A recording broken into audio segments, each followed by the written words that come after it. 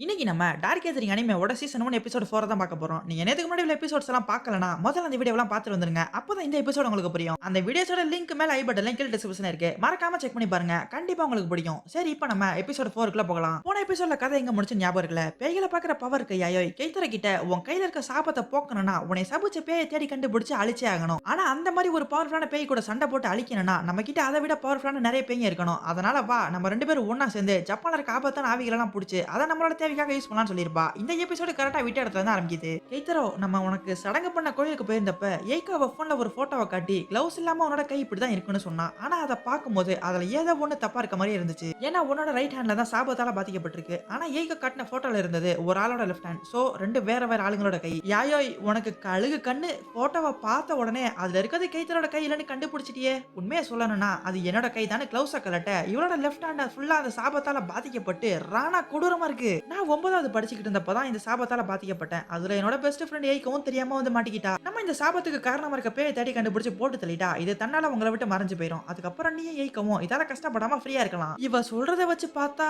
ஏய்கவை நம்மளால காப்பாத்த முடியுமா?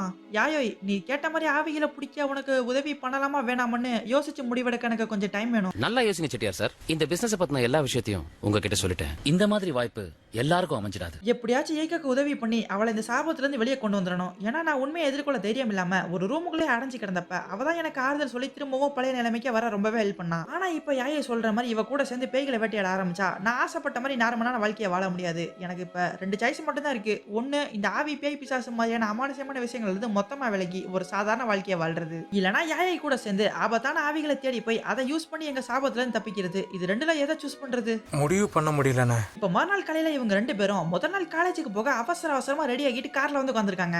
எனக்கு ட்ரெயின்ல காலேஜுக்கு போறதை விட இப்படி கார் ஓட்டிக்கிட்டே போறதுதான் ரொம்பவே பிடிக்கும். உனக்கு பிடிக்கிறதெல்லாம் சரி, காலேஜ்ல உள்ளவங்க நம்ம வண்டியில வரத பார்த்துட்டு காரை பிடிக்க வைக்காம இருந்தா சரி. அட போடா பயந்தாங்குழி பேல.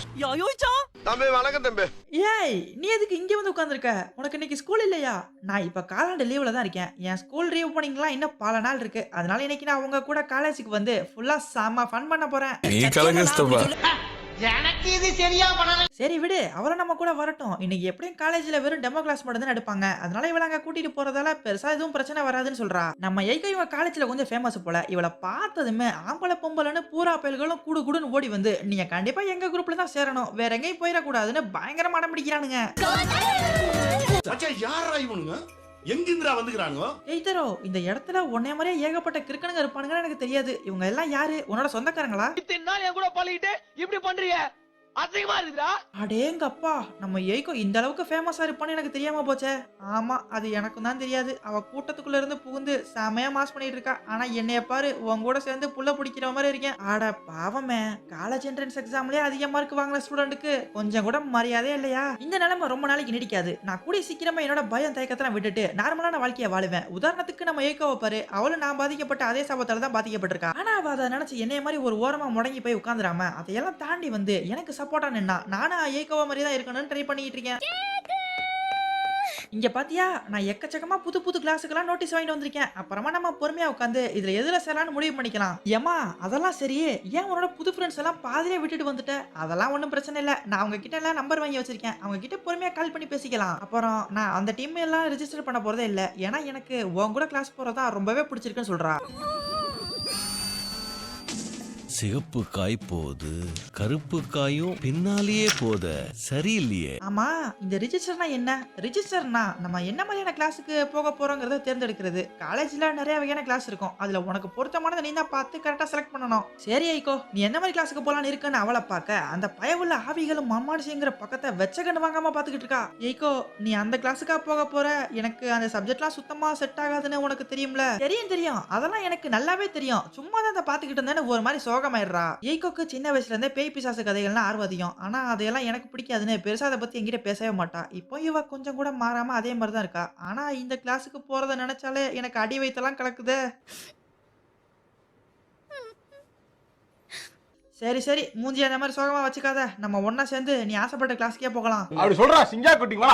வா வா என்ன பாரு பொட்டா பத்தி என்ன திருத்த முடியாது. எனக்கு எல்லா வகையான சயின்ஸை பத்தியுமே தெரியும். அதனால எவ்வளவு தேடினாலும் பதில் கிடைக்காத அமானுஷ்யமான விஷயங்கள் மேலதான் ஆர்வம் அதிகமா இருக்குன்னு சொல்றா. ஹாரர் மேல ஆர்வம் கொண்ட உங்க எல்லாரையும் அன்போட வரவேற்கிறேன். என்னோட கிளாஸ்ல உங்களால அதிர்ச்சியூட்டும் அதிசயங்களை பத்தியும் மண்டைய புழக்கிற மர்மங்களை பத்தியும் தெரிஞ்சுக்கிட்டு உண்மையான பயம் என்னங்கிறத உணர முடியும். அதனால பக்காவான ஹாரரை ஃபீல் பண்ண ரெடியா இருங்க. எனக்கு கக்கா வந்துரும் போல இருக்கு. ஸ்டூடெண்ட்ஸ், இன்னைக்கு நம்ம கிட்ட இந்த VHS டேப் இருக்கு. இதுல உங்கள மாதிரியே ஒரு காலேஜ் ஸ்டூடெண்ட் தன்னோட ஃபைனல் இயர்க்காக பண்ண ஆர்ட் ப்ராஜெக்ட் ரெக்கார்ட் ஆகிருக்கு. அவனுக்கு கொடுக்கப்பட்ட டாபிக் தற்கொலை. அந்த பையன் டைமுக்குள்ள எப்படியாச்சும் தன்னோட ப்ராஜெக்டை முடிச்சே ஆகணுமேனு பயங்கரமா ஸ்ட்ரெஸ் ஆகி ஒரு மாதிரி மன ரீதியா பாதிக்கப்பட்டு கடைசியில எதுக்கு வெளியே தேடிக்கிட்டு நம்மளை வச்சு இந்த ப்ராஜெக்டை முடிச்சிடலான்னு ஒரு தப்பான முடிவு எடுத்துட்டான். சரி, அவன் இந்த வீடியோவை ரெக்கார்ட் பண்ணும்போது இறந்து போயிட்டான்னா இதை யாரு வீடியோ டேப்பா ரெடி பண்ணாங்கிற சந்தேகம் உங்களுக்கு வந்திருக்கும். ஆனா இதை விட பயங்கரமான இன்னொரு விஷயம் என்னன்னா, இந்த வீடியோவை யாரு பார்த்தாலும் சரி உடனே அவங்க தன்னைய ஒரு கலைஞனா நினைச்சுக்கிட்டு தீ குளிச்சு செத்தே போயிருவாங்க. இதுதான் இந்த வீடியோ டேப்புக்கு பின்னாடி இருக்க அமானுஷ்யமான கதை. சரி, இப்போ நம்ம இதை போட்டு பார்த்து நம்ம கேள்விப்பட்டதெல்லாம் உண்மையா இல்ல பொய்யான்னு தெரிஞ்சுக்கலாமா?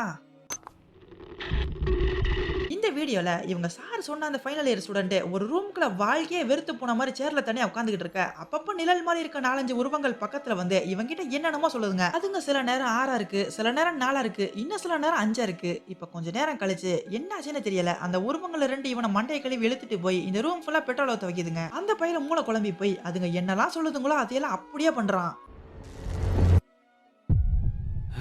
டக்குன்னு வீடியோல இருக்க அந்த ஸ்டூடெண்டோட உருவம் நம்ம கேட்கிற மாதிரியே உருமாறிடுது. இதை பார்த்ததுமே என்னடா இது திடீர்னு அவன் வேற ஆளா உருமாறிட்டான்னு மொத்த கிளாஸ் செம்மையா கன்ஃபியூஸ் ஆயிடுறாங்க.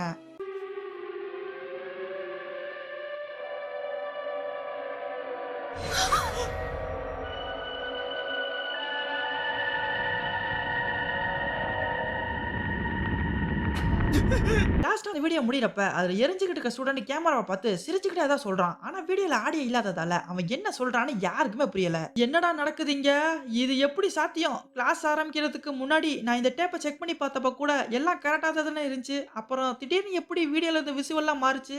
ரைட்டு, இதுக்கு மேல இங்கே இருந்துக்கிறது நமக்கு சேஃப் இல்லைன்னு அந்த சாரை தலைதறிக்க ஓடி போயிடுறாரு. டீச்சரே பயந்து ஓடினதுக்கு அப்புறம் ஸ்டூடெண்ட்ஸ் மட்டும் இருப்பாங்களா என்ன? அவங்களும் ஒவ்வொரு ஆளா கிளம்பி போயிடுறாங்க. கடைசியில இந்த 3 பேர் மட்டும் தான் கிளாஸ்ல உட்காந்துட்டு இருக்காங்க. இப்ப யாயை வச்சிருக்க பாதுகாப்பு பொம்மையோட கை தீயில கருகி போன மாதிரி இருக்கு. அப்படின்னா அந்த வீடியோ டேப்ல உள்ள பேய் இவங்களை காயப்படுத்த ட்ரை பண்ணுது. நான் நம்மளோட கை நகத்தை எல்லாம் இந்த பொம்மைக்குள்ள போட்டு வச்சிருந்தேன். அதுதான் இப்போ உன்னை இந்த பேய் கிட்ட இருந்து காப்பாத்திருக்கு. இது என்னோட எல்லா பாதுகாப்பு பொம்மைகளையும் எரிச்சு காலி பண்றதுக்குள்ள நம்ம அந்த ஆவியை பிடிக்கணும், இல்ல மொத்தமா அதை அழிச்சே ஆகணும். இல்லனா நம்மளோட கேத்திர இந்த பேயோட சாபத்துல சிக்கி தீப்பந்த மாதிரி கொழுந்து விட்டு எரிஞ்சு ரண கொடூரமா செத்தே போயிருவான். என்னைய வச்சு டெஸ்ட் பண்ணுங்கடா. இப்ப டக்குனு யாயோ அந்த வீடியோ டேப்பை எடுத்து அது மேல கொஞ்சம் உப்பை கொட்டி விட அதுல இருந்து ரத்தமா வெளியே வருது. அதை இவ வைக்கோல வச்சு உருவாக்குன பொம்மையில புடிச்சிட்டு இங்க பாத்தீங்களா நான் அந்த பேயை புடிச்சிட்டேன்னு சொல்றா. ஏமா எப்படிமா இவ்வளவு ஈஸியா அதை புடிச்ச?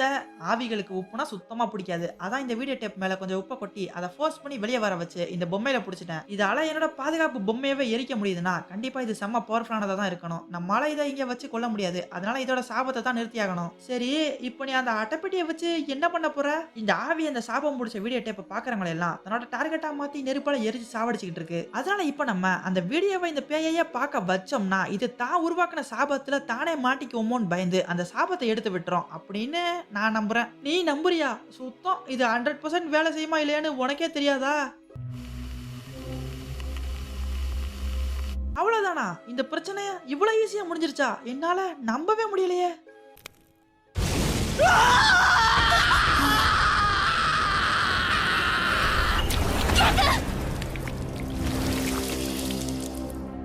இல்ல, அந்த பிரச்சனை நம்ம நினைச்ச மாதிரி இன்னும் முடியல. கொஞ்சம் விட்டுருந்தா அது என்னோட கையவே மொத்தமா எரிச்சிருக்கும். அட, எல்லாத்தையும் கரெக்டா தானே செட் பண்ணோம். அப்புறம் என்ன பிரச்சனைன்னு தெரியலையேன்னு பாக்ஸ் திறந்து பார்க்க அந்த பெயினி தலையில நின்று தண்ணி குடிச்சாலும் சரி என்னையெல்லாம் ஒண்ணுமே பண்ண முடியாதுங்கிற மாதிரி திமுறா உட்காந்துக்கிட்டு இருக்கு. இந்த ஆவி பாக்ஸுக்குள்ள இருக்க செட்டப்பை பார்த்து பயந்துருச்சு. அப்புறம் இதால உன்னை காயப்படுத்த முடியல. அதனாலதான் உன்னோட ட்ரெஸ்ஸை கொளுத்தி விட்டு உன்னை கொல்ல பாக்குது. இந்த பேயை தடுத்து நிறுத்த நமக்கு என்னோட ரூம்ல இருக்க சில விஷயங்கள் தேவைப்படுது. அதனால எய்கோ உடனே என்னை வீட்டுக்கு கூட்டிட்டு போ. இப்ப நீ கார்லயா போக போற?